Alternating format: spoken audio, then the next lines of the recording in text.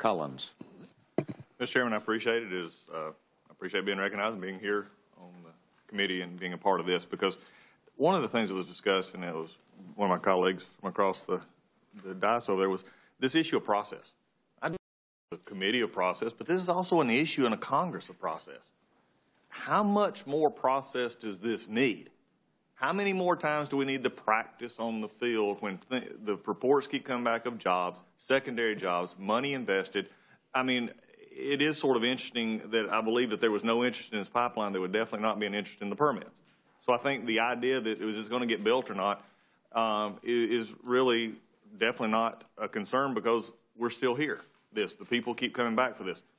The issue, again, it is amazing to me when we continue this conversation about moving it. Let's move it by train. Let's move it by other.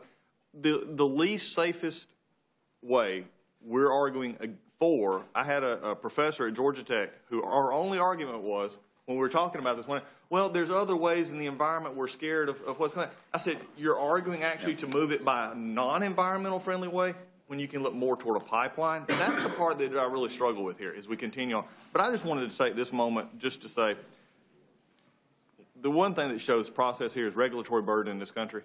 And I know we're going to, as Republicans, we're going to be talking a lot about that. The regulatory process, I am not one that says there should be no regulatory function of government, state, local, or federal, but there has to be reasonable regulatory burden. This is an example of just a massive bungling. And I just want to say also from my class, Representative Kramer, it comes with our class. It is good to see him here. His expertise has already been acknowledged from the other side. It's refreshing, especially on this issue to hear, and also, Ms. Plum, you know, the concerns on both sides. There are valid concerns, but there are also valid concerns that both Democrats and Republicans agree this is a good idea. It's time to put this on the floor. Mr. Chairman, I yield back. Thank you very much. You know, as